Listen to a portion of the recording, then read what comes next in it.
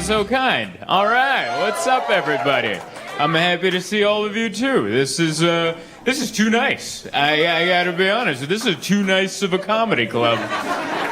Like, it was right in it's in a mall. There's like a Shake Shack next to it, and I'm like, oh, I have to like be ready. I was just gonna go on stage and have fun. This is like a professional. This is a little too much, quite honestly. I'm glad it's this size because it's not sold out. Like, if it was sold out, it would have been like, I can't do it. It's too new and fancy, and I can't do it. But this amount, we can do this on a Thursday. Like, no matter how it goes, we'll go get some Shake Shack after this, and we'll figure it out. It's nice to be here. It's my first time in your town. I'm pretty sure. I have to say that now, because that's happened. I was in Madison, Wisconsin, and I was like, oh, it's my first time here in Madison. And two people were like, no, it's not. You were here last year. And I fought them. I was like, no, I've never been here. And they had a photo of me with them. And they're like, it's in Madison. I was like, well, I'll be damned. Look at that. I am wrong. So I'm pretty sure I haven't been here. None of it's familiar. And this is I would remember this, I think. I first of all, I haven't seen any of this. I don't know where that is. I don't think I've seen that part. I'm gonna guess that's the city part. I'm more like near the campus where everyone's like, well, we want roundabouts. We want them everywhere. Like that. We're over there. It's very... You can tell that was a vote, you know? You can tell that. We gotta get the word out that these roundabouts more efficient in Europe, I'll tell you. And I'm like, is it? Because are they just different than us? Are they that different?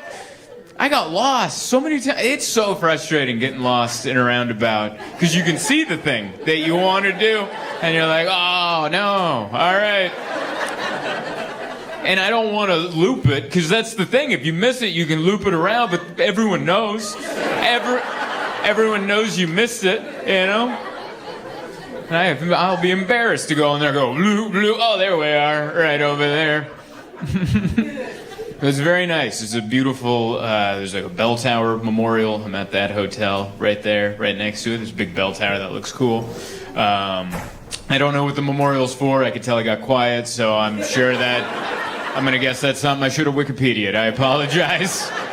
I didn't know, all right? I still don't, but I'm assuming, based off your energy, shouldn't have said it. That makes it more morbid, because whatever that remembers, my hotel room looks right at it. So now I know it's something bad. So now before I go to bed, I'm gonna close that curtain, going, something horrible happened right there. That's great. Let's go to sleep now. And yeah, I'm not. It's nice. I like it when I can walk to the comedy club from the hotel, because I got a rental car, but I don't have to use it. I can just walk over. I'm staying over by the big bell tower. That's where I'm staying at. The memorial bell tower that no one knows why is there. I only know that because I've been bringing it up to audiences. Did you hear that tepid laugh? So on Thursday, when I brought up that I'm next to the bell tower, I heard that, and I thought I just reminded everybody of a tragedy. And I was like, oh, I'm sorry, should I have Googled that? I apologize. And people were like, and I was like, oh my God, I really should have Googled that. I am so sorry for bringing that up. That's not really how I want to start my show.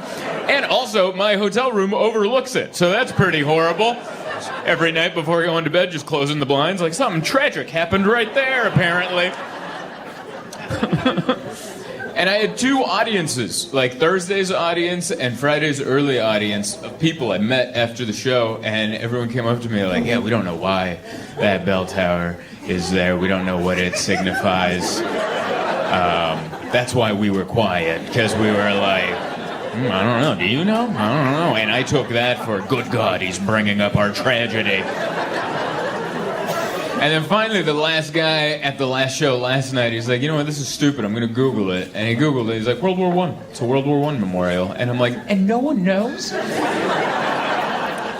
I actually learned more about that bell tower in the hotel I'm staying at, because they had a sandwich board of handwritten Raleigh information, and they said the bell tower was finished, it took 12 years to build, it finished in 1937, and they didn't put a bell in it until 2021. I've never related to a town more than after reading that information right there. I am the king of starting projects and not finishing them. You guys held out for almost 100 years. You guys built it, and then you're like, man, that's how much bells cost? What? Seriously? They got one in Philly. It's broken. How much was that one?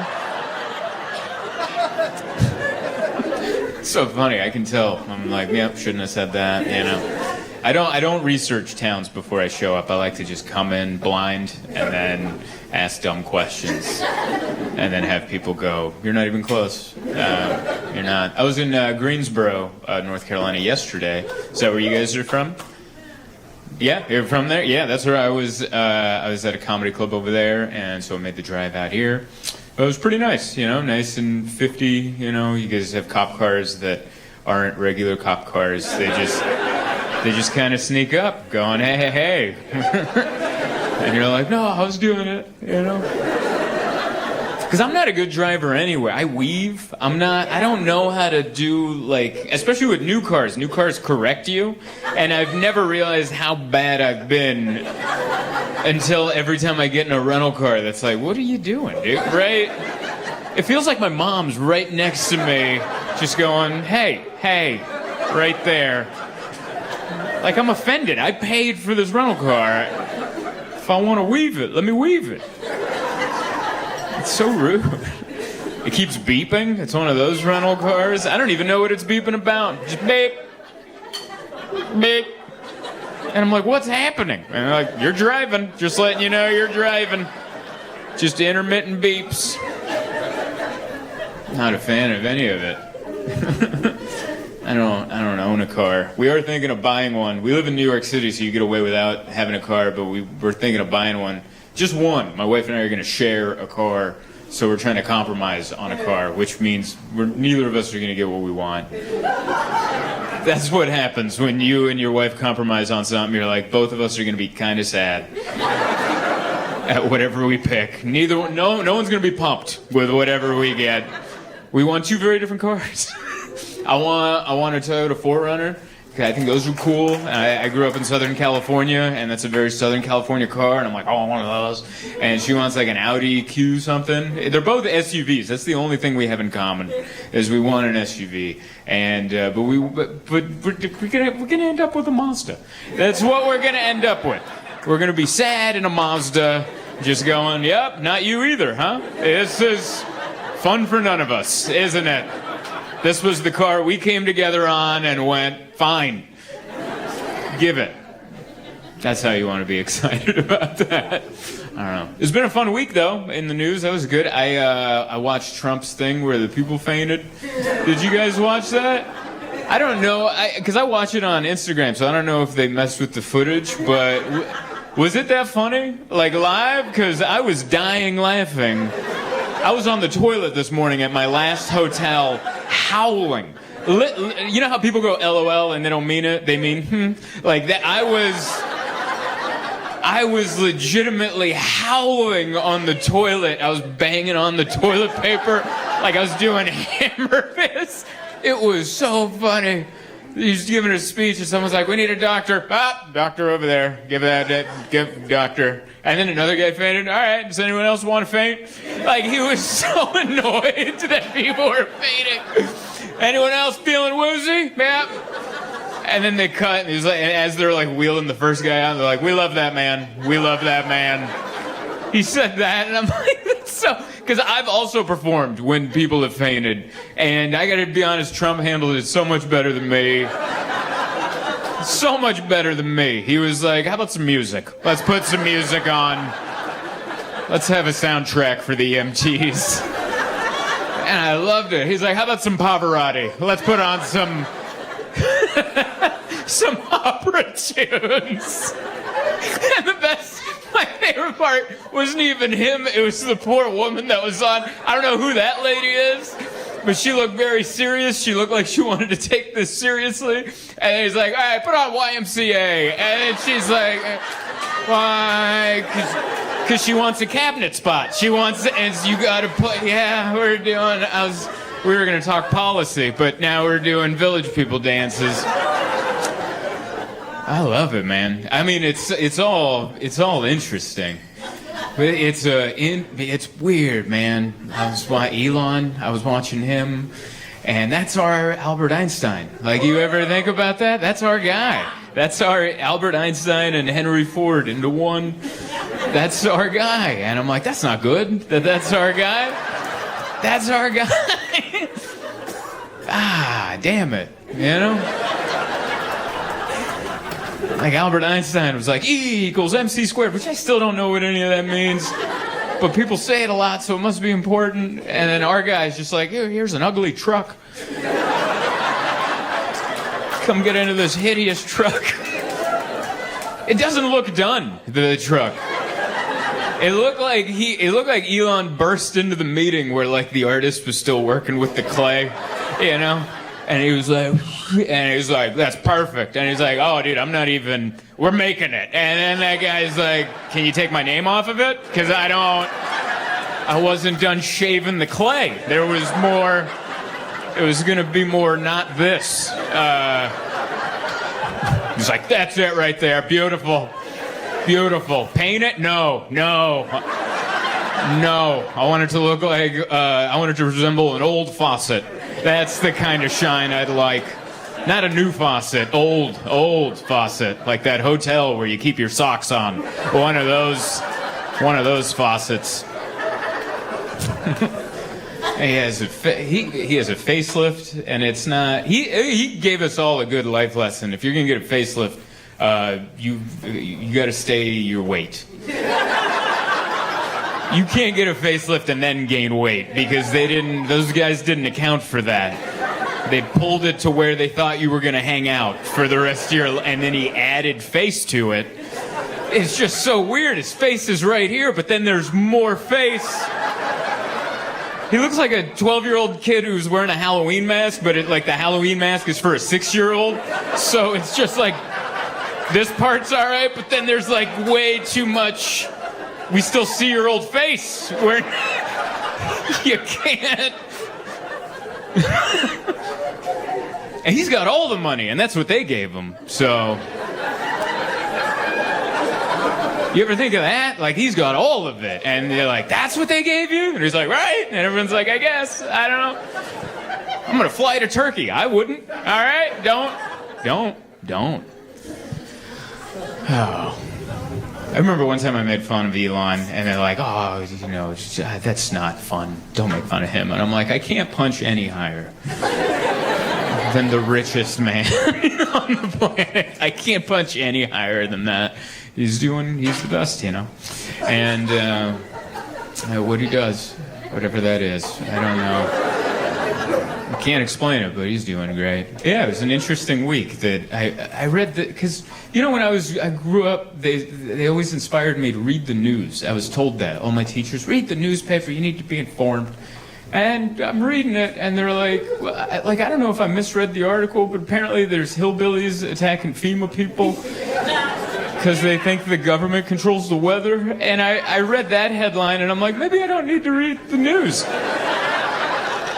Because usually when you read the news afterwards, you're like, now I know what's going on. And the more I read about that, the more I'm like, what? It felt like a friend explaining cryptocurrency to me, where I'm like, the more I'm reading, the less I understand. You should have just ended the headline with threatening FEMA workers. That's so funny. I just imagine FEMA workers, because I assume those people are like, you ever meet someone that did the Peace Corps? It's like someone that went to college, like, I'm going to go help. And then they got a job at FEMA, and then they're coming. Yeah, and they're showing up with paper towels and stuff. I assume paper towels because I remember Trump did that with the paper towels to the people in Puerto Rico. So they brought it, and then just some guy was like, you're controlling the weather. And he's like, what? No, I didn't finish college. That's all it says. I wanted to backpack in Europe, and then I ended up in the Peace Corps, and then now I have this job. What? Control the weather. I still have student loan debt. I'm not a part of it. I have some paper towels. It's been a fun week. We all paid attention to it. Yeah. No, don't be upset. No, that's good. Please laugh. Let it out. Oh, you can say that. Oh, because it's a clean show? It's fine. I think they've heard it. It'd be funny if someone left and be like, I didn't know that kind of language.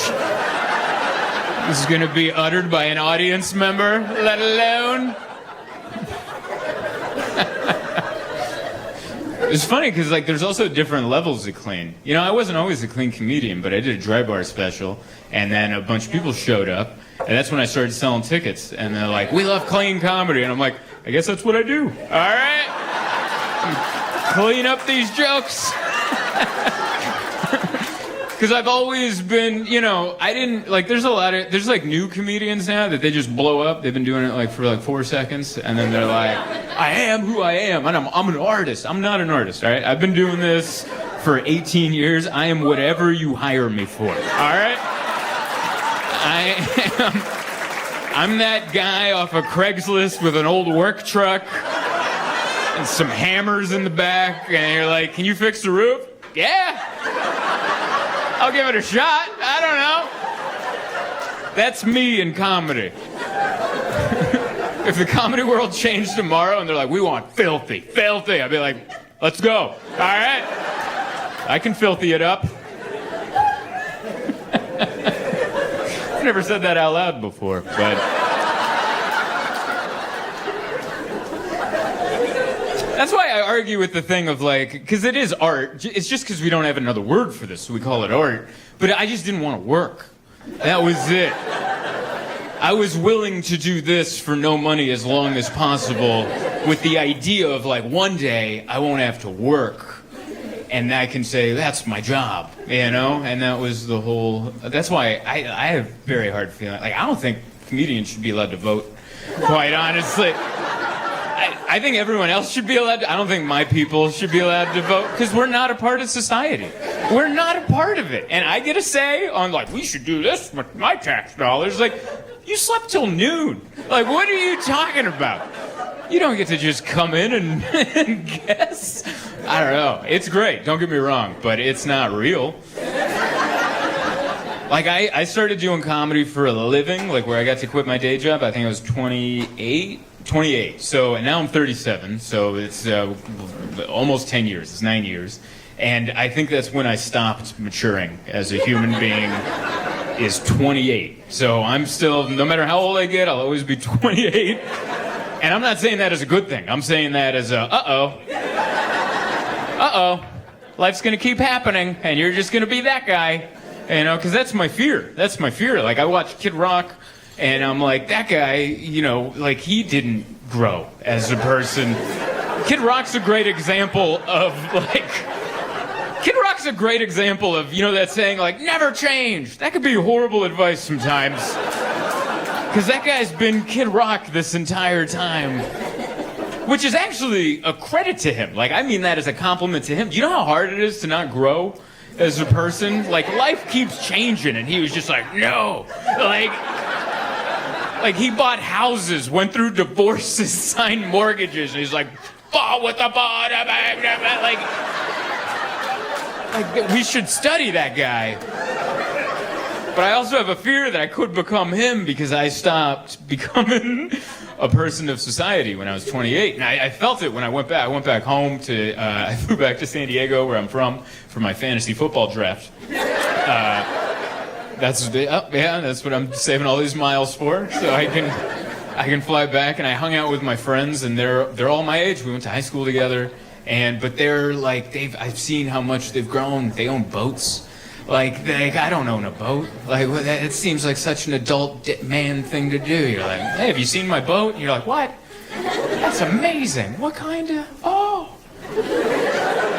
When you know nothing about something, and you're like, oh. Is that the rudder? All right. Wow. I'll bring the beers, I guess. That's all I know about boats, is that you got to bring beers. Especially if it's not your boat. But I've noticed how much they've grown and changed. Like, I'm still, like, because I used to work with these guys. When we got out of high school, we were working at the same warehouse job, unloading trucks. And, but now they're, like, upper management. Like, because that's what you do. You get in your late 30s, now you're in charge of stuff. And they hate the people below them. And I'm like, what happened? You guys became we used to be the young guys going, oh, suck on it. You know, like, management right here, buddy. You know? And then now they're like, yeah, these guys want to raise over my dead body. And I'm like, what happened, fellas? We used to fight the man. And they're like, well, I got a mortgage now. So I got a budget. They're just yelling about the budget.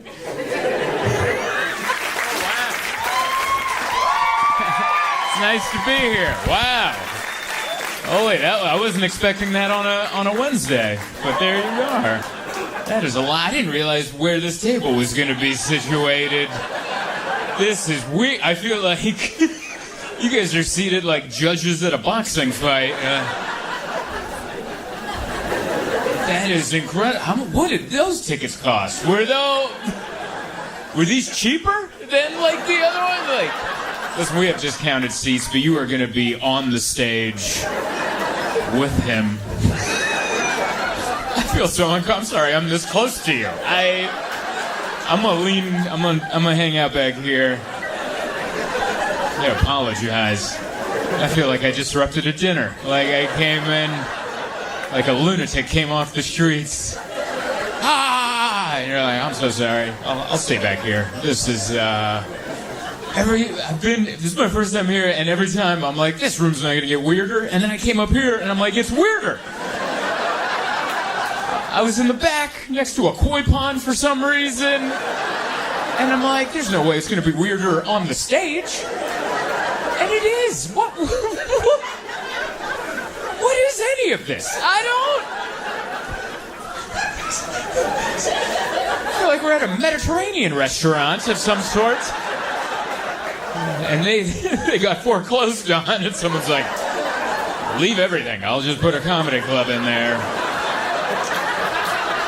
This is good stonework. Those are real stones, by the way. That's not paper mache. You didn't get that at Home Depot. That's real. That's granite or something. Shallot. I don't know. That's not a stone, is it? Probably not. But yeah, it's very interesting. I don't know if anyone's first time here, but I'm guessing you were like me. You missed a turn. You definitely missed that turn. They're like, take a left, and you're like, no way. And you kept going, and then we all took that U-turn at that gas station, didn't we? And we're like, let's give that a second shake, huh?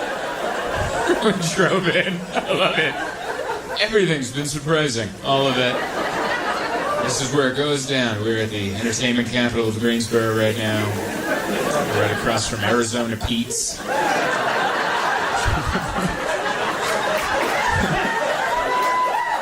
I got here early. I still got out of my car. And I was like, I guess we're going to try. I guess. So everything's been unsettling, but welcoming, but also... I feel like that's what the South is like, you know?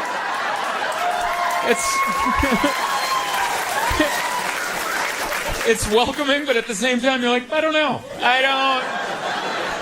Are we at the right place? We're at the right place. All right. Just walk in and smile. Be polite.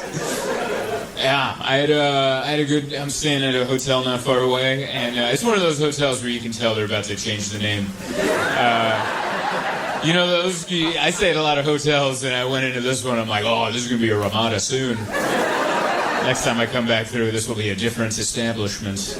It was one of those hotels. Like, I went to work out at the gym, and they had mismatched weights.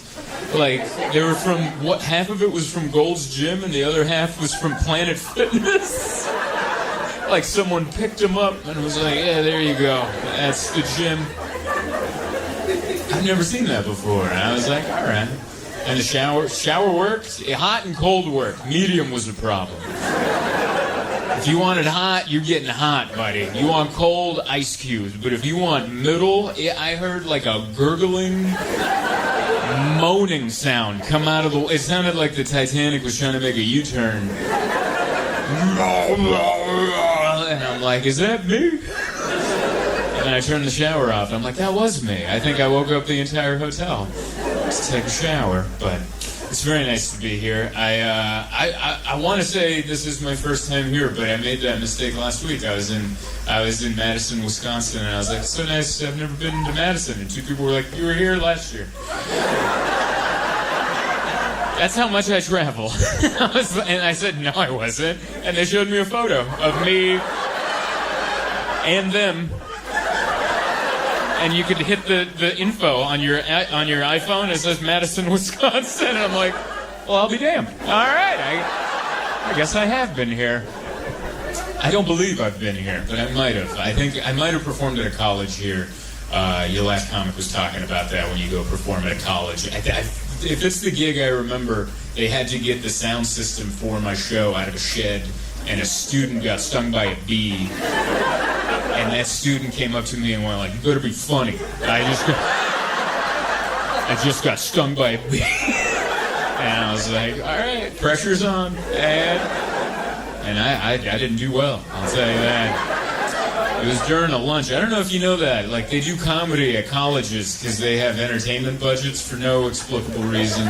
And they got to spend it. So they find out, you know about this. Yeah. And then so they just like, we'll hire this comedian. They have to use their budget. It's one of those things like, if you don't use your budget, you lose it. So you got to spend it. So they'll spend most of their budget on like one person they're pumped about.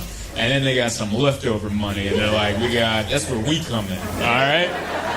That's where lower end comedians come in, and they're like, all right, you just get the sound system out of the shed.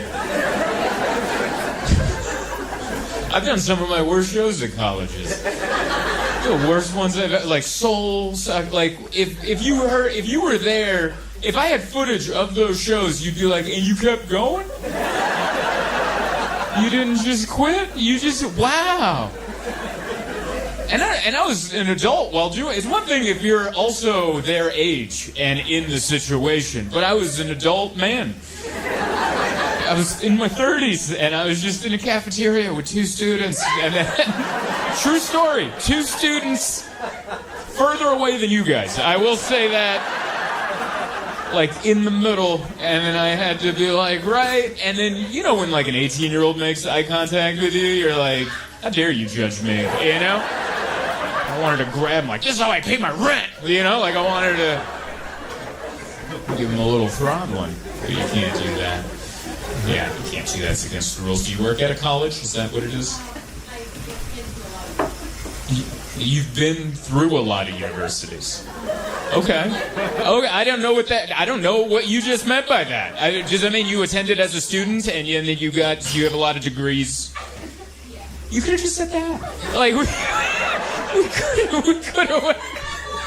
Yeah, no, it ended up being fun. But you're like, I've been through, I don't know how you meant it, because I've been through a lot of universities too, and I've left a lot of skin behind. Mainly pieces of my heart. Little pieces of my heart have been left there. Oh, don't get sad. We made it. We made it. Now we're here. We're here. We're sold out on a Wednesday across from Arizona Pete's in this Mediterranean restaurant. That's why a lot of people tell me, they're like, oh, I can't wait till you're in theaters and maybe stadiums. I'm like, do you have any idea how long it took me to get here? All right. 18 years to get to this rock backdrop, all right? Long-ass time.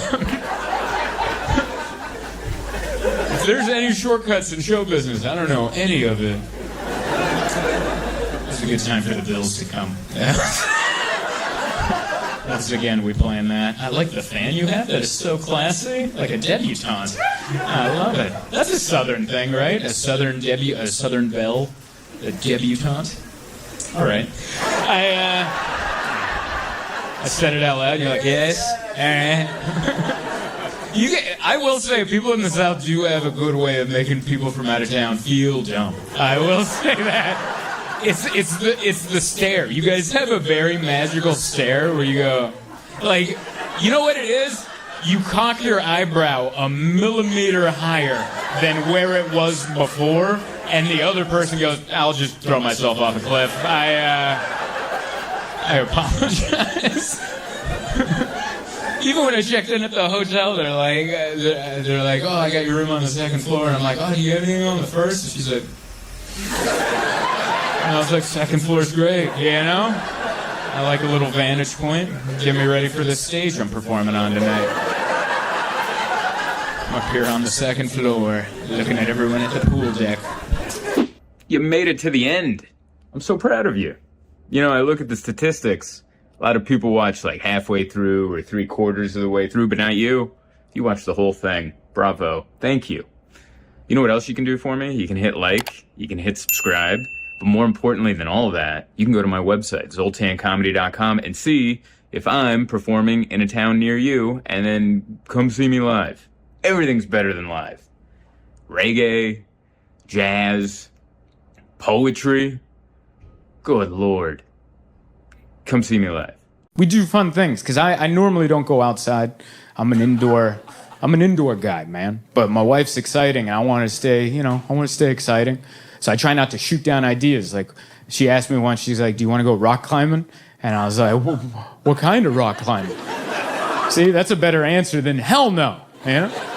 What kind of rock climbing? And she goes, indoor rock climbing. I'm like, hell yeah, that sounds amazing. That sounds up my speed. Why would we go outside to do it for real? Why? I'm not trying to be in a documentary, you know? Let's just go inside and do it for fake. Yeah? So we went indoor rock climbing. I don't know if you guys have ever been indoor rock climbing. It's still pretty intimidating. All right, you walk in, it's a bunch of dudes that look like they love indoor rock climbing. Just a bunch of dudes, and then they got the thighs with the... Have you ever seen the dudes with the thighs with the peaks and the valleys? And they're proud of them. They wear little shorts, and they just come out like, hey, did you see it from that angle? And you're like, yeah, I get it. Your thighs have abs for some reason. That's incredible. So it's already intimidating. And then I'm there, and then they put you in this harness. Now, if you've ever worn a rock climbing harness, what it does, if you're a fella, is it just bunches up your sensitive areas and just puts them on display for everyone to see. So I put this on, now I'm just walking around this rock climbing gym, just me and a bunch of dudes, just like, well, all right, that's what you brought to the party, all right? This is what I got going on. So it's pretty intimidating. And then we go over to the wall, and this wall is pretty high up. It's like 50 feet, and there's two ways to climb. You can do an automatic belay, and that's where a machine holds you, or you can do traditional, where a loved one holds you from behind and may or may not end your relationship.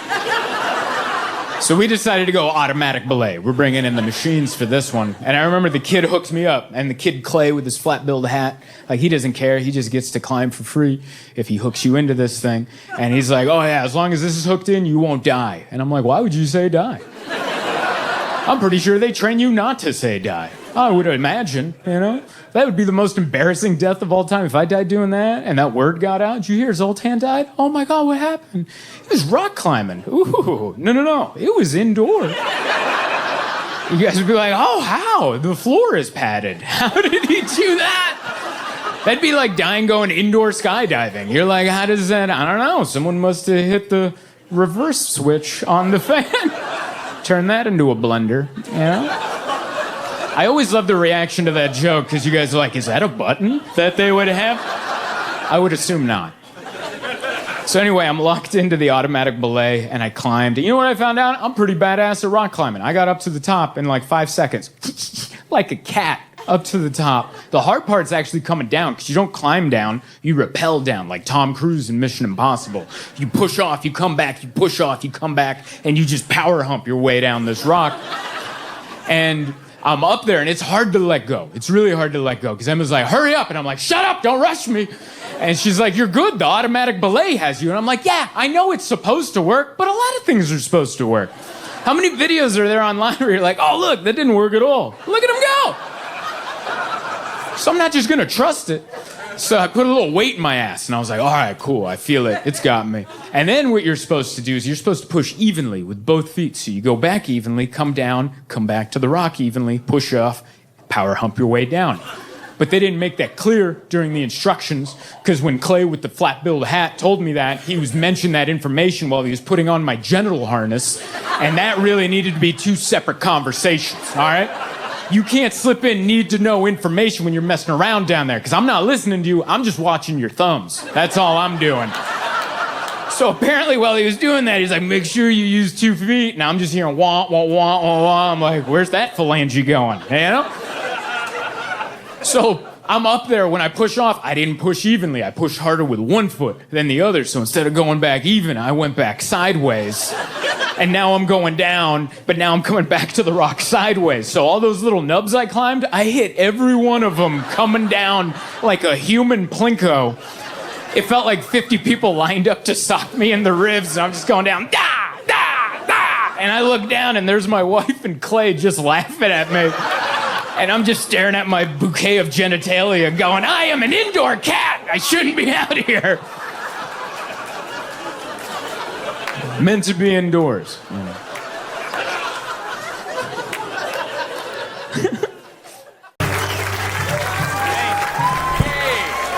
What's up, everybody? Good Lord, that was set up high. All right. I was like, wow, thank you. Thank you. How are you guys? One more time for Stuart, everybody. He's built like a tall dad, doesn't he? He looks so dad-like. Even when he comes into the green room, I've known him for years, and I still straighten up. Like, when he comes in, I'm like, oh, there's a dad that's entered the room. And he's like, my kid's not even born yet. I'm like, yeah, but you look like you have 9 of them. You know? He looks like he just came from T-ball practice. That's the kind of vibe he's got. Thank you all for coming out. I love, this is my second time here, and I love it. I love that we're in a mall. We're close to a Michael's. It's a Matchers. I like that. It's humbling. I like it. This is where all comedy should be done. All right? It should be done in places like this. Because I feel like comedy is so, like, you get to be on stage in front of people who kind of, fluffs your ego a little bit. And sometimes it can get out of control. And it's nice to know that there's mattresses over there that cost more than I'm getting paid. Like, that's humbling, all right? That'll bring you down. Like, hey, once you calm down, enjoy the green room a little. So, yeah, this is great. Yeah, there's a Michael's over there. I go to Michael's. I go there because my wife likes to go, and that's where I remember, oh, my God, you ever go, and you're like, I'm going to paint. And you ever do that? You're like, I haven't painted in a while. Why don't I paint? You go to a park, you see one guy with an easel just painting a landscape, and you're like, why the hell don't I do that? That looks so damn relaxing. Then you go over there and you look at the prices of canvas and brushes. You're like, oh, yeah, that's why I don't paint. That's why those artists are starving. That is high dollar right there. Good Lord. But yeah, I like what you guys are doing here. I didn't do much today. I just hung out in my old hotel. I'm staying at the Hilton, and it looks like it's been there for a while. When you go into an old hotel, you're like, oh, yeah. I can always tell what a hotel is going to be like based on how much they fluff you up when you check in. They're like, oh, damn, I'm gonna upgrade you. Just to let you know, it doesn't get better than what I'm about to give you, all right? What I'm about to give you is my best foot forward. Please don't call and complain. We know. And then before I left, he goes, oh, do you want a cookie? And it's not a DoubleTree. That's not like, DoubleTree is where a cookie is part of the check-in process. So now I'm leaving with an upgrade to a hotel I'm not affiliated with, I don't have any points with, and a cookie. Not even just, it didn't say Hilton on it. There's just some cookies he brought from home. Because he's tired of the phone calls. He's tired of the phone calls, wondering, well, how old is this carpet? Why is there a hard internet line coming out of the wall? I'm not making that second one up. There's a hard internet line. There's some people in here that might not know what the hell I'm talking about. There used to be a time not that long ago, but I guess over 20 years ago, where the internet wasn't just in the air. We weren't just breathing 5G internet all the time. It used to be through a phone wire, And I hadn't seen that in a while, and I saw it, and I'm like, I don't even have a device where that would hook up to. Not just with me, even at home. I wouldn't know what to do with this wire. And I'm suspicious of anyone that would use that wire. Like, what are you buying on the dark web? Tell me right now. You're buying some plutonium from a communist country or something if you're hooking up to that. Hey, someone clapping for plutonium over there. Yeah, that's what we're doing on the dark web. It's just Doc Brown on there trying to get some plutonium. Thank you. That was for 6 people. That's what that reference is for. Yeah, I like it. Yesterday we came in. I enjoyed the hotel. We went to a diner. We just had like an old school day yesterday. Checked into our old hotel. We went to the Black Bear Diner to get dinner. Yeah. Yeah, well, that's where we went. So I see some people shaking their heads. That's why they're closing, all right?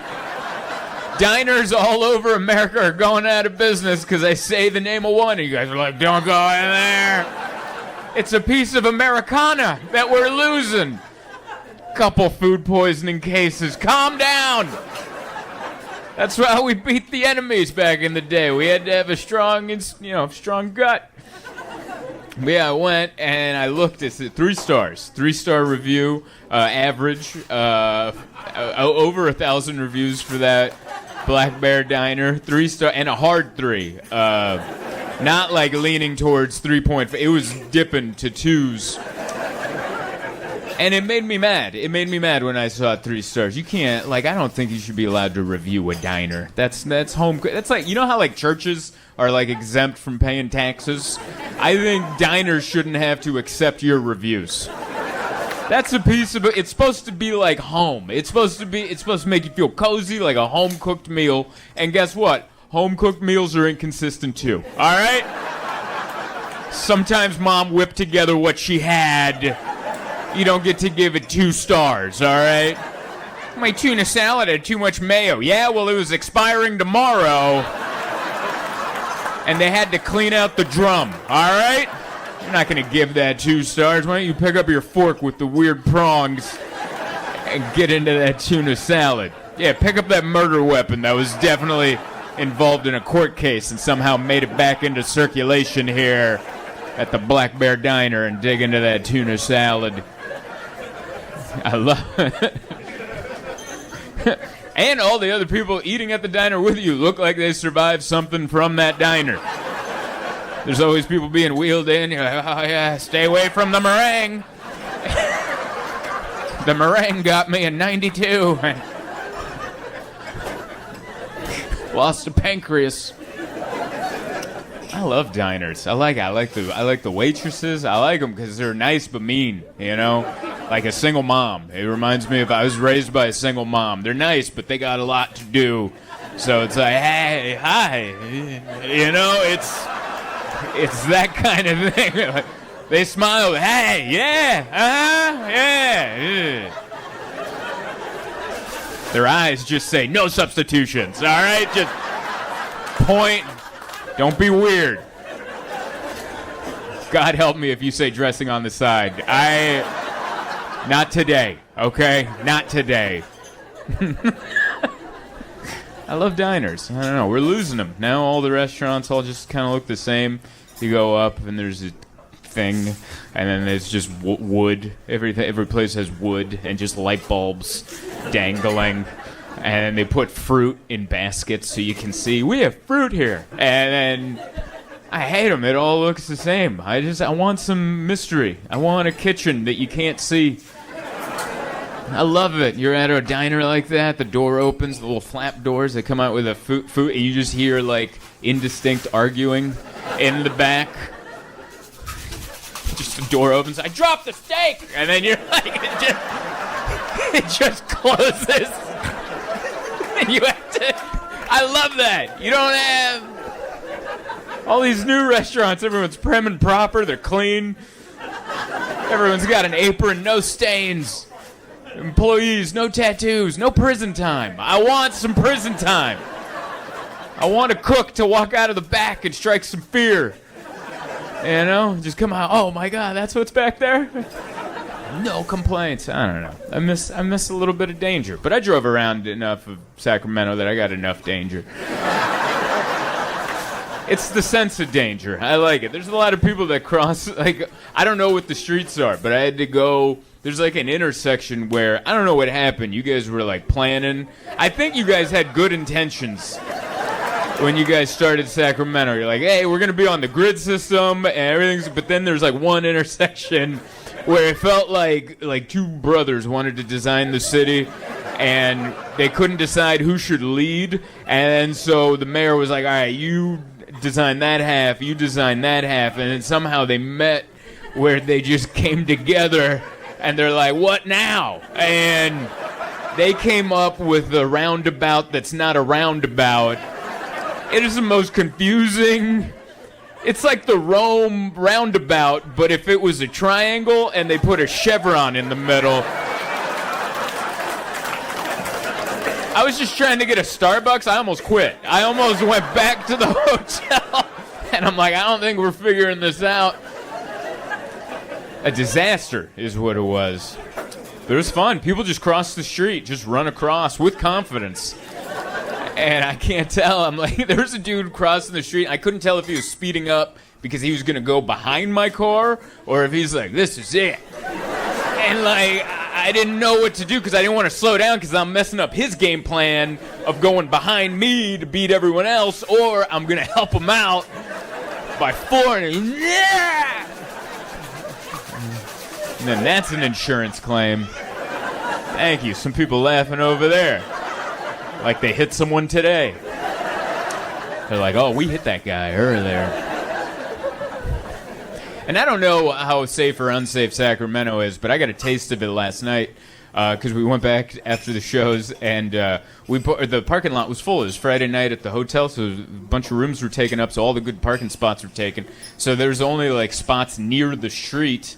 And I parked next to, like, the hotel shuttle. And I parked over there. And as soon as we got out of the car, we got all our gear. And a security guard drove by in a Prius, which is already, like, that's a bad sign.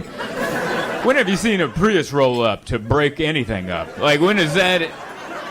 You seen that in a lot of action movies? You see that? Here comes Bruce Willis just rolling out of a Prius. Bad guys run for the hills. Oh, no. And this guy, he didn't even get out of the car. I love that. He just yelled from a Prius. And he's like, hey, did you get all your valuables out of there? And I'm like, yeah, the car's empty. And he's like, I still recommend moving it. And I was like, what? I was like, there's nothing in there. And he's like, yeah, but they don't know that. And I was like, who's they? What are you talking about? And he's like, yeah, just go park over there. I'm like, there's no spots. All they had was, like, the electric car spots. And he's like, I don't care if you take an electric car spot. Just don't park over there. That's just going to be paperwork for me. And I was like, man, Sacramento. All right. Hey, Sacramento, we don't know what's going on, you know? Because, like, you guys are the capital. But it's a big... whoa! All right. You're damn right!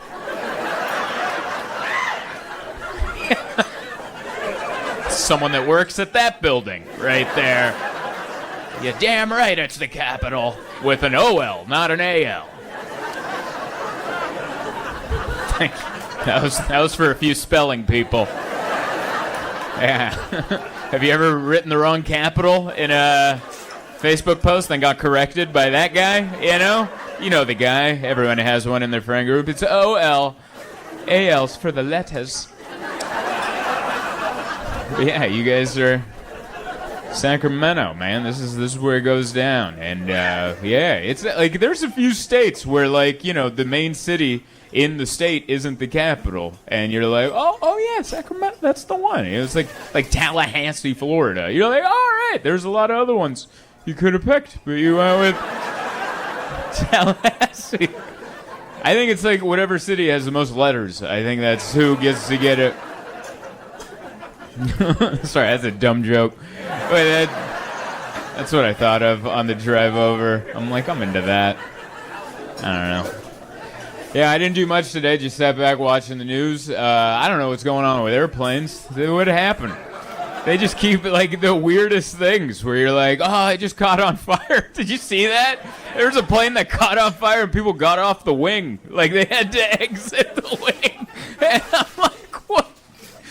What happened? Did we just forget how to make planes? Like we lost the recipe on planes? What's going on at Boeing? People are like, I don't know. This is like that one that landed, then flipped over, which they have security. I watched the video and I didn't get it. It was just like, we're here. Oh my God. How the hell does that happen? That was like a marvel of. And that was a quick, like, I fly a lot, so I know, I probably know, I don't know that much about flying, but I do know that one was a commuter one. That one wasn't like, they have like really big planes that go from coast to coast, and then they have the smaller ones that go from like here to San Francisco or here to San Diego, you know, like the little ones. And those pilots are like the newer guys, you know, they give them, that's where you start, and then they move you up to the bigger planes, and then they do that. So I know that guy was like just trying to work his way up. Whoever that dude was, and he flipped the plane, and then, like, is he still a pilot? Like, you know what I mean? Or is he, like, in pilot jail going, I'm stuck on the simulator for the next year, and just some guy with a clipboard coming by, good job, you didn't flip it this time. Isn't that nice? Pay attention! But scared, I fly all the time. And my wife's like, are you scared? And I'm like, I'm not. And I should be.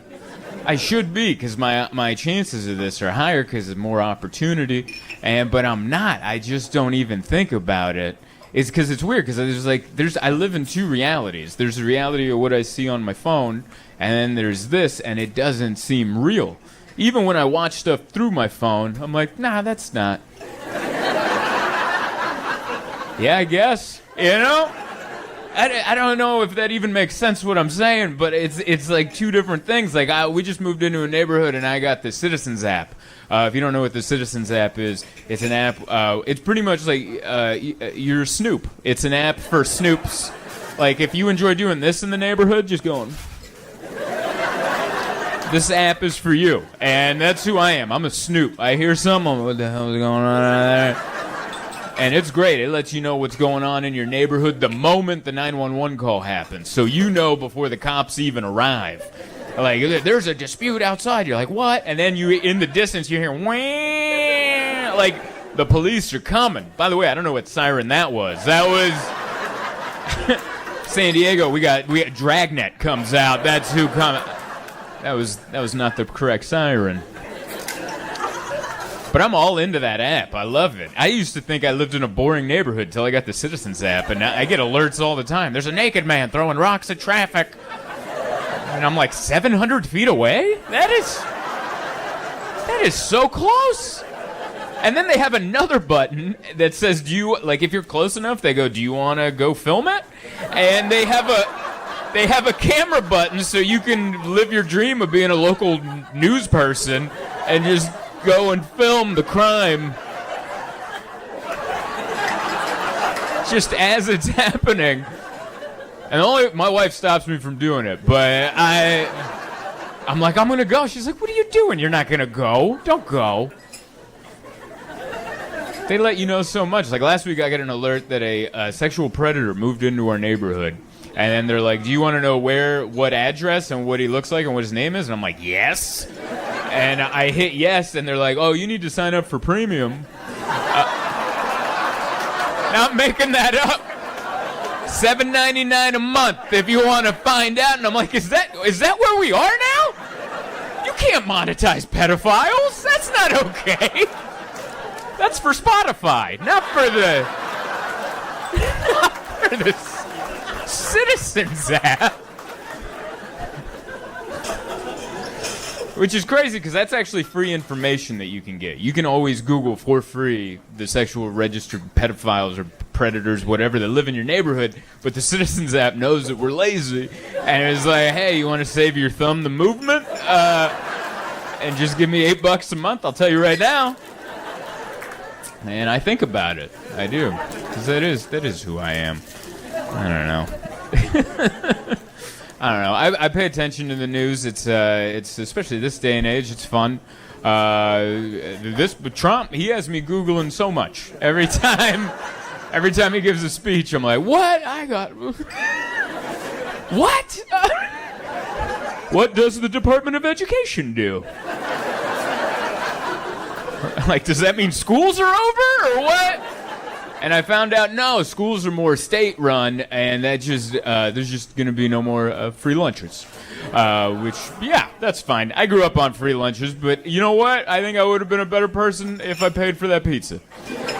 I think it's time those kids pick themselves up by their bootstraps and figure it the hell out. I had it way too easy as a kid. Maybe if I would have paid for those lunches, I wouldn't be performing this close to some mattresses, you know? Maybe I would have been further along. I would have been at your local football stadium. But I just didn't have it. So I'm trying to toughen up now. I'm eating at the Black Bear Diner, trying to toughen up. Trying to figure it out. But it's fun. Yeah, all the I don't know. We just live in such an interesting. All the billionaires are jacked now. Have you noticed that? All of them. Musk and what's the other one? Does jiu-jitsu, the Facebook guy, an Amazon guy, and then I looked at their old photos and they're just dorks. They're just dorks, and then they made a bunch of money, and then they're like, they still got jacked, and that's so sad, because that means it's never enough. I used to think, like, if I got successful enough, I could just quit on all of this, and they're letting us know, no, it doesn't matter. You still need love from strangers. Like, that will never go away. That is so disappointing, that you can be a multi-billionaire and still be in the mirror going, That is such a bummer. Oh, how do I get that vein to come out of my forearm? He's just on his yacht. Like, I'm like, you did it. You don't have to. Oh. It just makes it sad for me, because I just want confidence. That's all I want. You know? Sorry, did that come off too? Sorry, was that a little too honest? I'm sorry, Sacramento. I apologize. Let me rough this up a little bit.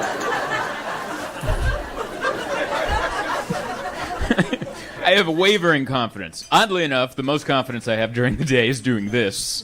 Because there are no mistakes. I get to just be myself, and if I say something wrong, it's comedy. It's like, oh, I just messed up because it's ha ha ha. You know? You can't do that at the Hilton, you know? You trip over your feet in the lobby, that's not a ha ha ha ha situation. That's just, oh, look at that idiot. He fell. Like, I have social anxieties. Like, my wife and I, we went on a trip and we stayed at a hotel where it was a nice hotel and, like, breakfast was included. And it was very busy. It's like how you guys are seated, very close quarters. And this is an example of, like, my social anxiety. She left to go get more food. It was a breakfast buffet. And I just finished my plate, so I moved it to the side, but I didn't want to lose my utensils. So I kept my utensils. I'm like, I don't want the server to take my utensils. But they were dirty. They had egg yolk and stuff and goop on them. And so I wanted to, I'm like, oh, I can't put it down because it's going to get on the table. So I'll tell you what I wanted to do. I wanted to just go, and then just suck off the egg yolk and put it down on my napkin. But there was too many people nearby, and I felt like they were watching me. They weren't, but I felt like they were. And so I was like trying to decide what to do. I'm like, I put it over there, and then and then I could go get more, but there's a line. Then I gotta wait, and then I gotta pull out my phone, look at my phone, so I'm not pressuring the guy in front of me, so I can get another fork. And then so while I'm thinking about it, I'm just over there holding two yolky knife and a fork. And then my wife ends up showing up, and she's not like me at all. She doesn't have social anxiety. Thank God. We balance each other out. She sits down without thinking. She just grabs a croissant, throws a fried egg on it, and goes, oh, no! Sparks go flying everywhere, all the flakes from the croissant, and I see that, and I'm like, hell yeah. And I, like a sword swallower, suck that butter knife down, and I'm like, yeah, that's how it should be. It's weird, because, like, sometimes I don't think I'm like, sometimes I don't have the social anxiety, and then something will happen, and I'll be like, you should. If you had a little then, this wouldn't have happened now, would it? Like we went on a trip. We went to Germany, and when we flew in, we landed, and it was late. We were tired, long travel day, and so we did room service, and that's how we had dinner. And so my wife laid down, and she's like, "Hey, when the room service comes, can you just help open the door to let them come in?" And I was like, "Yeah, cool." So I'm in my robe. I'm wearing my little flip flops and my robe, and I go to answer it, and it's a young lady who delivered the food. And you ever forget what you look like? Do you ever have that moment? Do you ever forget, like, what you look like now? You know? Like, in my heart, I think I'm always 8 years old. I'm just like an 8-year-old going, "What's up, everybody?" And then every once in a while, I'll look in the mirror and go, "Oh, that's not you. You're a grown man who pays taxes. Time to start acting like it." So I answer the door, and I'm in my robe, and she just looks at me, and I'm like, "Oh, thank you. Extra bring it." And then I turn, and I'm like, "Yeah, bring it on in." And she's like, and it was a cart on wheels. I've never seen anyone do this before. Her feet never left the hallway. They were in the hallway, and she just pushed it in like this. She stretched so far to just push it into the... And I was like, "What the hell is wrong with you?" I'm like, "All right, thanks." And then I wheeled it the rest of the way. And then I closed the door, and I'm like, "What the hell is her problem?" And then there was a full-length mirror right in front of me. I was like, "Oh, I get it." I'm in the training video. Like, this is... like, when she got the job, this was day one. You see this, you don't go in. When you see a guy who orders 2 entrees and a bottle of wine in a robe, you don't... you look hungry.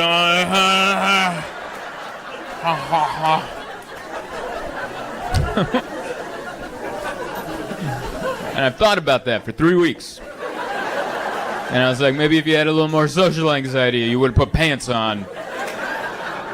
And answered the door with some respect. But, you know, so it goes, I guess. We went to Germany. I've been trying to travel a lot more. I never traveled growing up. I just didn't have the money, and now we got some, so I'm like, let's go. Because that's what people tell you. People tell you should go travel, go see the world, and we have been. And I don't know, I get over it pretty quick. Like, I get it too fast. I think, like, this job, having to go town to town, makes me soak in the vibe quick enough, and I'm like, I get it, let's move on.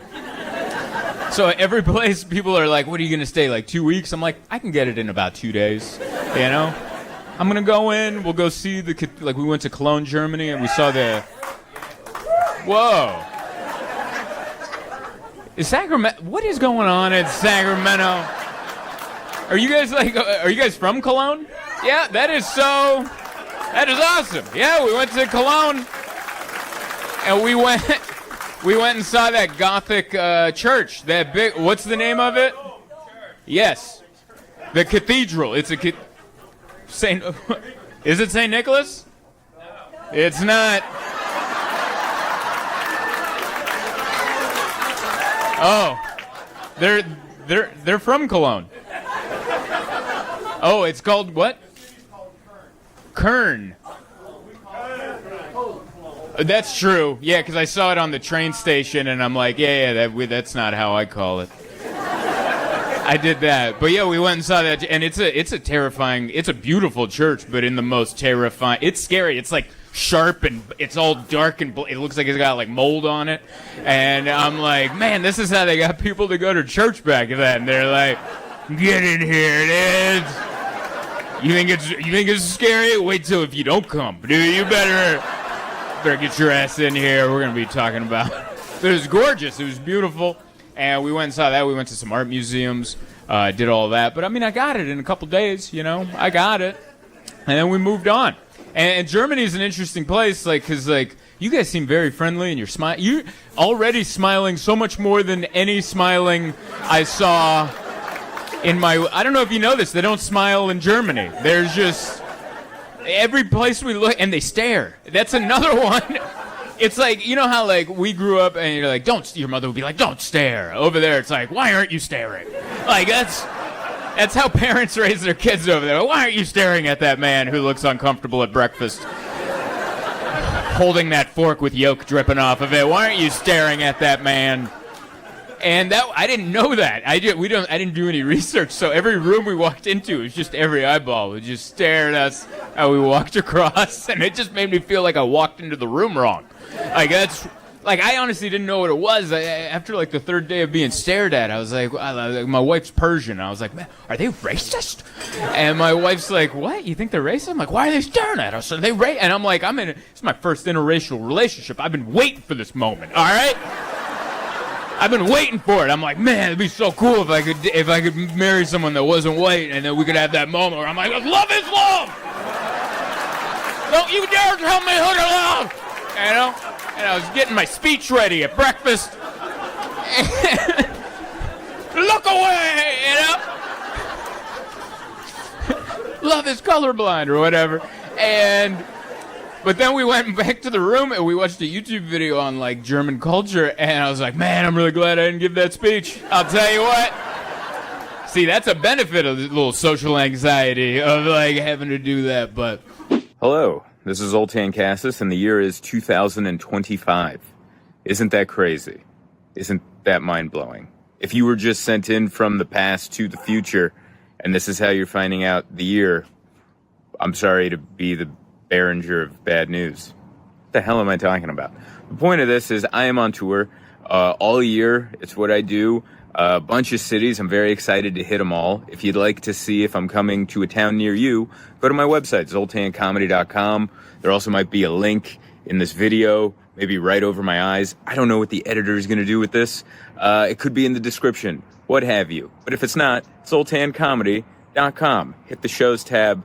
Go down the list of shows, see if I'm coming to a town near you, and come see me so I can continue being a comedian and I don't have to go get a job where I'm a horrible employee.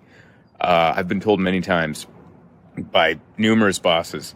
So please come out and see me and keep the dream alive.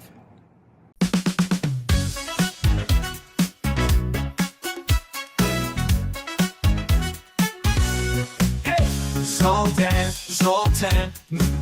But I love all of this. It's scary in a good way.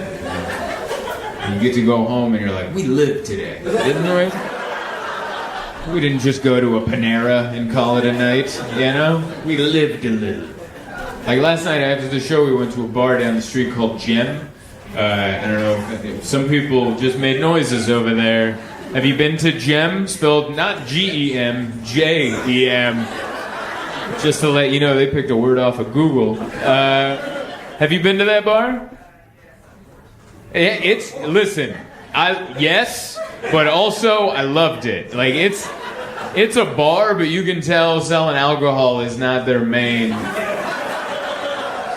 point of income. Like when we showed up, we confused the hell out of them. They're like, oh, what do you want? And we're like, I don't know, alcohol? And they're like, yeah, I guess we sell that.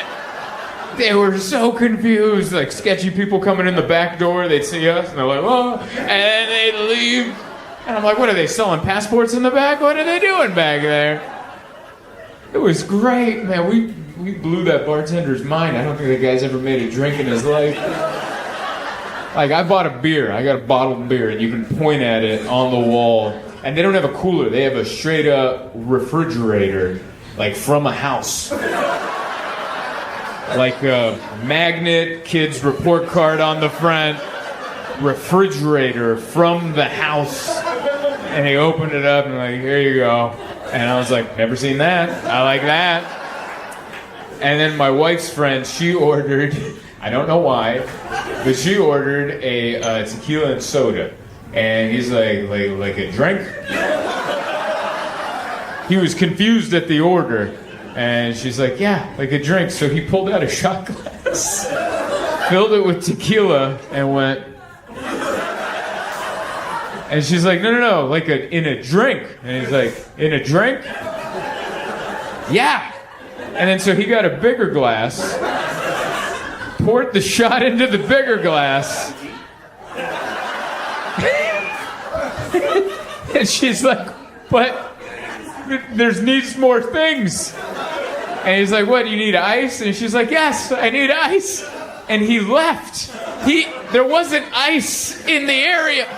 He went out back. I think I heard the car start, and I'm not making this up. He came back with a bucket like from a hotel. You know those plastic buckets in your room?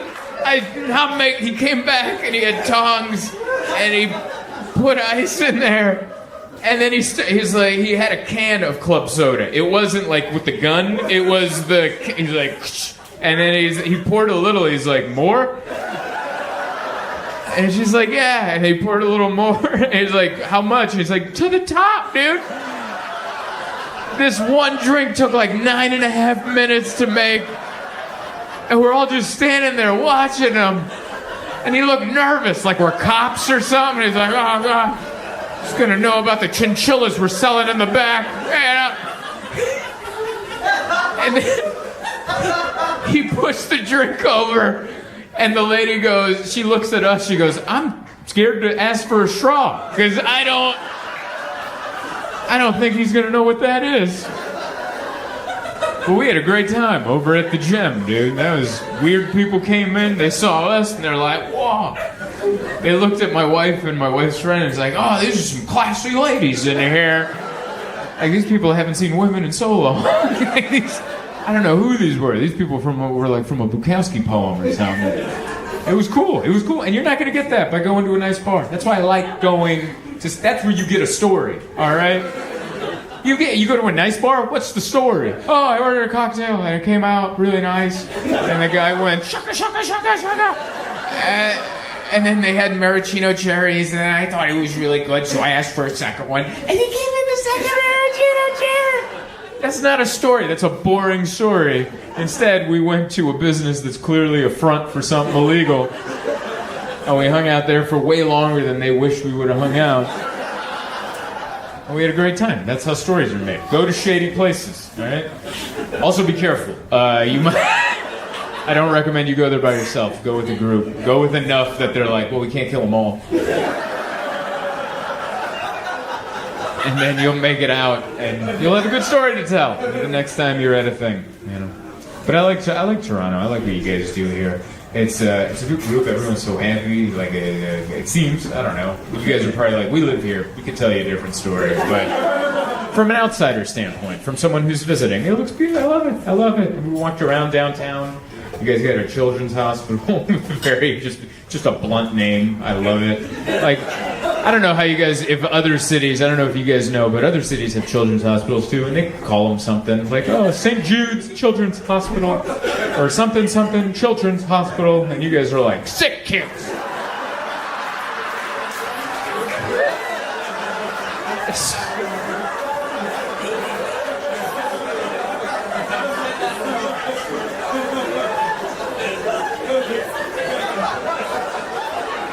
That must have been the quickest meeting in history. What are we naming the children? Sick kids! Meeting adjourned. Let's get on with it. No nuance. Front of the building just says sick kids, and there's like a kid in a wheelchair. And you're like, all right, we know what's going on in there. It's like they were trying to make sure that it didn't look like a front for something else. They're like, look, we're not trying to be like Jim down the street. This is what we're doing in here. We're helping these children. Oh, the excitement. What's up, everybody? Yes, you could be happier, but all right, that's one person that was sad. I like it. No, don't change. Don't clap now. You hold that tight. That's always fun. I like one person that's in their head like, oh, no, that's not a good parking spot that I got. I'm definitely getting towed by the time I'm out of here. Ah. What's up, everybody? Thank you so much for coming out. Yeah, we're here. Beautiful. I love this. It's so nice. I'm so pumped. We packed out all these shows. And then before it came, we sold out 4 of them, so we added a Thursday. And I was like, oh my God, am I right for something? And then I came in. I was like, this is amazing. And then I saw how small the room was. I'm like, all right, well, it's still pretty cool. All right. Doesn't have to be the Rogers Center or whatever. And there's still seats missing. All right, people didn't make. I wasn't kidding about parking then. All right, there's people looping around going, it's already happening. But it was a good day. I've never been to this part of Toronto. I don't know what this section, Danforth, I guess is the name of the neighborhood. Never come out to this area. My in-laws, my wife's family, they live up in Richmond Hill, which is suburbs. And is that a wow? Is that... I mean, it's cool. I didn't expect you were like, wow. And I'm like, yeah, it is a wow. It's good up there. They got a lot of stuff. Yeah. They got a lot of houses with addresses, with the entire address spelled out. That's a real big movement. I love that. Like, people think that's classy. Like, oh yeah, spell it out. Spell it out. I don't want 1-4. I want it to say 14, all squiggly. Let's make these Uber Eats drivers work for it. What do you say? Let's test their reading skills. What's that? You're from another country delivering me a sandwich? Can you read 14? You might never know if this is the right home. It is a big deal over there. But yeah. So I'm up there, and but I like the city part. The city part's so cool, and it just feels like a movie set. The entire thing. There's so many different people. It's like cast by Netflix or something. It's like one of everybody. It's just so diverse. Look around this audience. There's one of everybody living in harmony in Canada. This is like what they taught us in kindergarten. It doesn't matter what race or creed or gender or height or whatever. Like, height's probably one of them, right? You ever see someone come in too tall and you're like, not him. Not him. He makes me feel bad about me. Get out of here, you tall one. But I like it. It feels, it feels safe. Even when it looks sketchy, it ends up being safe. I don't know if that's true, but that's what it feels like out there. Like on the Uber ride, we went through a lot of neighborhoods, and it was like, oh, this is nice, and you're like, oh, there's like sleepy, itchy people at some of them. And then there was like an alley where I'm like, I don't know about that alley. And then like a nun would walk out of the alley, and I'm like, that's a pretty safe alley, I think. Just got blessed by a nun in there. There's a little bit of everybody, but it's nice. So yeah, I'm up there in Richmond Hill hanging out with my in-laws. I have a Persian wife, so I have a Persian in-laws, which is very nice. Yeah, it's very nice. I can't learn Farsi to save my life. I can't, and they're so disappointed. I've visited like 20 times at this point, and they're like, you still don't know? And I'm like, I don't know how to say that. It's haklibla. And I'm like, it's dul. They have this thing, it's called dul. It's salt milk. I don't know how else to describe it. Imagine if they took milk and just poured a half gallon of salt in there, and then you drink it, and then they heckle you for making the face that you made for drinking that salt milk. And I'm like, what is this? It's milk. And I'm like, that's what it made me do, is what that sounded like. But I like learning. We were learning all the phrases and stuff. It's fun when you get to learn the direct translations of things. Like, because it's like a poetic language, Farsi is. And so we were looking at this thing, like to say shut up. Like you wanted to tell someone, shut up. What you're actually saying, literally, is poison of a snake. That's what you're saying. So you're bringing a poison of a snake. And then you're like, oh, was I talking too much? I apologize. And I'm like, that's so cool. So I haven't been able to learn how to say that in Farsi, but I've just been saying poison of a snake. And then people get what I'm trying to say. And also to say something sweet like I love you, the direct translation to I love you is I'll eat your liver. That's the direct translation. I think the first person in Iran to profess love might have been a serial killer. I'll eat your liver. Oh, you're so sweet. Why the liver? You know? There's so many other organs that are better. And you're like, the liver cleans the blood. I'll eat that. Nom, nom, nom, nom, nom. Ew. Wow, you know? Also, how do you, like, the tone in which you say that is so important. I'll eat your liver. I'll eat your liver, you know? Like, no one else is gonna do it, I guess I'll do it. You look lonely, I'll eat that liver. Give me that liver. Oh, num num num num num. It's so bizarre. But I just pictured like a movie scene where like two people from different countries, like one person is from Iran, speaks Farsi, and the other person from somewhere else. But they don't speak each other's language, so they have to Google Translate to talk. And they get really close, and then finally the person's like, I love you. And then the other person's like, you'll eat my liver? And they're like, mm-hmm. I think that would be such a beautiful scene, I think. But yeah, very much enjoyed Toronto. It was good. We came in. I like it. They just let you in to this country. There should be more questions. Quite honestly, they let us in. We came in with 3 boxes. I checked 3 boxes. My wife brought a business that she no longer does and was giving it to her sister. And we had 3 giant boxes. And they weren't new boxes. All right, these looked suspicious. All right, they were falling apart. We duct taped I was embarrassed to bring them to the airport. That's how bad these boxes look. We went through Delta Sky Priority, and I'm like, yes, I'd like to check these trash boxes. And I'm like, they're gonna have questions when we land at the other one. Like, there's no way we're gonna bring by 3 boxes that look like they should be ticking. And they look like it's so nefarious. Like, and they just, not even a question. They just went, welcome to Canada. And I'm like, no, dude. Ask anything about these boxes. I'm nervous, even though I know there's nothing in there. I like the way you guys run it, though. Because I get so nervous when I go through your guys' customs, even though they never ask me anything. But I feel like I'm going to give something up.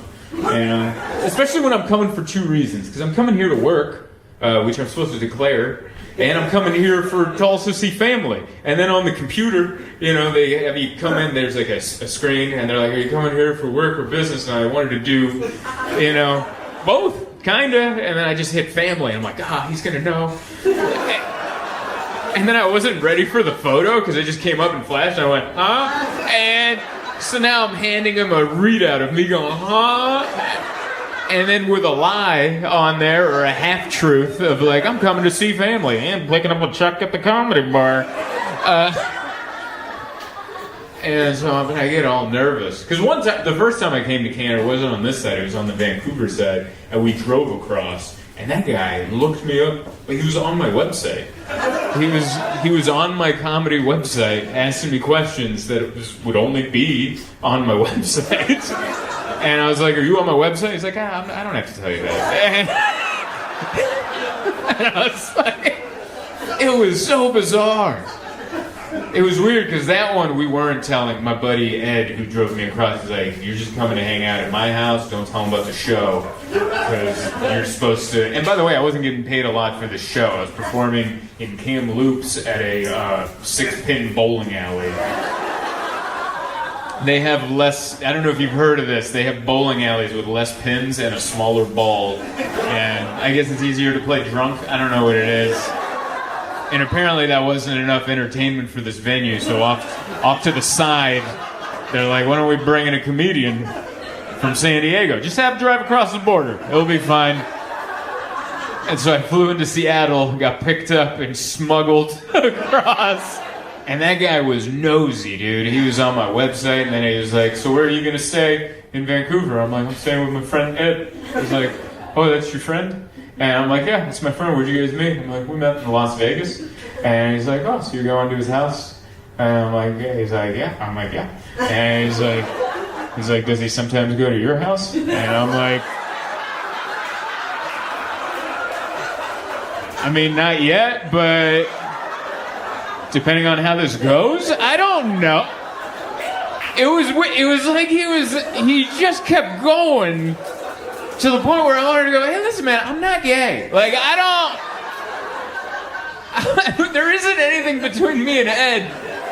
And they're cool. I'm gonna sleep on his couch. Do you guys not have friends? Like, what are we doing right now? Because he was on my website. I purposely didn't put my show at the bowling alley on my website. But he was like, oh, so you were in Las Vegas last week? And I was like, are you on my website? I don't know what to tell you. So that guy was all serious. And then here I am, many years later, going through your airport with 3 very shady-looking boxes. I'm like, come on in. Come on in. It's wonderful. But yeah, it's been good. It's nice to hang out with a family. It's nice. There's so many people in the house, and you can just, I'm not comfortable. And they're all sweet. They're all nice. They couldn't be more hospitable. But I'm one of those people where I grew up alone. So anytime there's like one other person in the room, I'm like, all right. Like the whole time, it doesn't come, do you know what I mean? Like the whole time, I'm like, whoo, you know? Like, we came down, we got a hotel down here, and when we got into the room, I'm like, finally! I just took my pants off, and just, ah! And my wife's like, what is it? That wasn't comfortable up there? I'm like, no, they're just around. Everyone. I grew up in a small family household. There's 2 people. One of them would leave. The house is yours. But this one, everyone just meanders around. Watermelon? And you're like, yeah, I guess. And then you just eat watermelon. And they're so sweet. It's how normal families. It's what I used to watch on TV growing up alone. All right? It was a family in a living room, God, just jabbing each other, and I'm like, oh, that looks sweet. And now I'm in it. I'm like, oh no. Where are the cue cards? I don't know my lines. How do I interact in this situation? It's so uncomfortable. I've learned that a lot about myself because I have anxiety, and it's a lot of people have it. Mine's not that bad. It's just I didn't notice it. I'm mad that I know that I have it now. There's a lie that's being told in the mental health community that says once you realize your problems, you can work towards getting it better. No, now I just notice it more. And I'm fully aware. I'm out of my body watching myself be uncomfortable now in line to get coffee. Thank you. Instead of just before times where I would be like, everyone hates this. You know? Everyone's going through torment in their mind right now. But no, now I'm watching myself going, don't wring your hands. People can see that. Don't do that. So now I'm like, should I put them here? And now I'm like... And now I'm asking me, watching myself, I'm like, is this how people stand?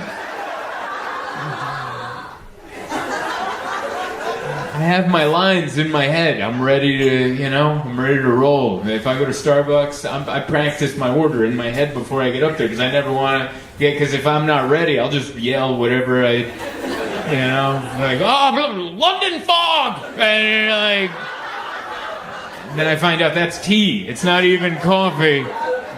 Throw that away, go to another coffee shop and try.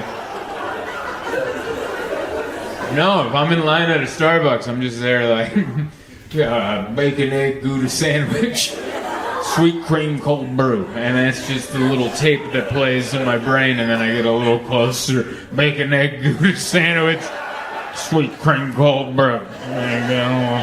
Bacon, egg, Gouda sandwich, sweet cream cold brew. And then finally, hi sir, what can I help you? I'll have a bacon, egg, and Gouda sandwich and a sweet cream cold brew.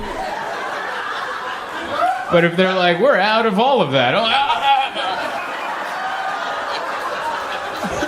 London fog, Thank you. Thank you. Some weirdos connected with that. Hell yeah. We're all uncomfortable. No, I love coming to Toronto. My wife's family is from here. They live up in Richmond Hill, so I hang out. I've been hanging out there all weekend. A big family. Everyone's just around all the time, and it is so stressful. Because I didn't grow up in a full house. I grew up in a small family. It's just my mom and I for so many years, and she'd leave, and the house is to myself. That's what I'm comfortable with. Just nobody around. But I would watch it on TV, like the sitcoms with like 1,000 family members, and everyone's like da da da, da da da, and it looked amazing to watch from an alone household, but then I'm in it and I'm like, where are my cue cards? Like I don't know what my lines are. And so I'm just there like, ah, da, da. And they're like, what? It's fine. Like, and Persian household, so hospitable. Everyone's just walking around. You're sitting there, no one asks for anything, and they're just like, watermelon? Here you go. And you're like, I didn't ask for watermelon, but here we are. There's just fruits and nuts. Everything's on a conveyor belt just coming around. It's always tea time at a Persian household. They got tea, they got nabat, which is homemade sugar. It looks like meth. It does. It looks like crystal. It's like what Walter White worked on. Yeah. And they're like, this will cure whatever you got. And I'm like, I don't think anything's wrong. They're like, but you're about to feel better. And then they put that sugar in there, and I'm like, nabat! Like, I'm all into it. I wish I knew more about that culture too, like, cause they try to teach me Farsi, and I'm not picking it up. It's hard, dude. I don't know, like, it's like, oh, you haven't learned Hakti? And I'm like, no, I haven't learned that word. And they're like, what's wrong with you? That's what we say. And so, like, today we've been learning extra. I learned all these phrases, like, but the direct translation of the phrases, which is what makes language so fun. Like, I learned, like, shut up, like how to say shut up. But I learned that shut up means poison of a snake. That's what so if you tell someone to shut up, you're like, poison of a snake. It means so much more than shut up, right? You're like, this could be the last time you speak. You know, like, it's such a hard, I love it. So I don't know how to say it in Farsi, but I've just been going, poison of a snake. You know what I mean. That's Zahrahman. Yes. Zahrahman. And the direct translation is poison of a snake. Yes. And it got worse than I learned I love you, which means the direct translation is, I'll eat your liver. That's how you say I love you. Hey, right? All right, I'm glad you're here. You're like, he's not lying. That is how we profess our love to people. And I'm like, good Lord. And they're like, right? And I'm like, it shouldn't be. I'll eat your liver. Like, who the first person to profess their love in Farsi was a serial killer. I'll eat your liver. That's how much I love you. Oh, man. It's a passionate language. Everything's all or nothing. I don't know if there's a word in Farsi for, Like, it's either, I'll love you till the death of the sun, or I'll hate you with the power of the sun. The sun's involved, I think, a lot. Yeah, I'll eat your liver, which is there's so many different ways to say that. I'll eat your liver. I'll eat your liver. Just like, I'll love you, you know? No one's, right on your little liver. I'll get right on that. I just imagine, like, a movie scene where, like, someone who's Persian is, like, dating someone from, like, another country, but neither of them speak each other's language, so they have to do, like, Google Translate, you know?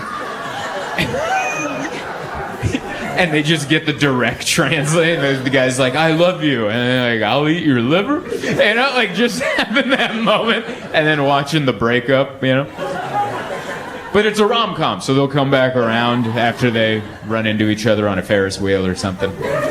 You know how rom-coms work. But it is nice. It's like, it's very Netflix casty, you know?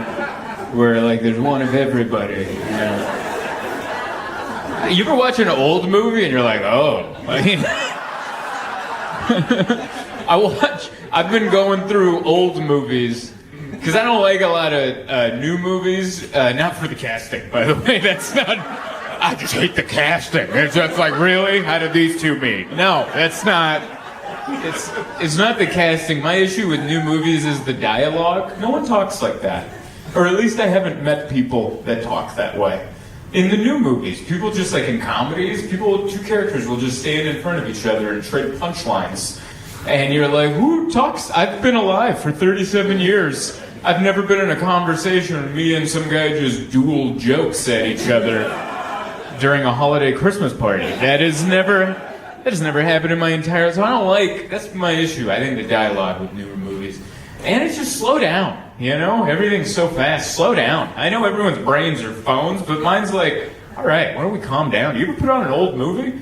It takes like 9 hours for the intro to finish. It's like, it'll be just helicopter footage of the city of Los Angeles for like legitimately 45 minutes.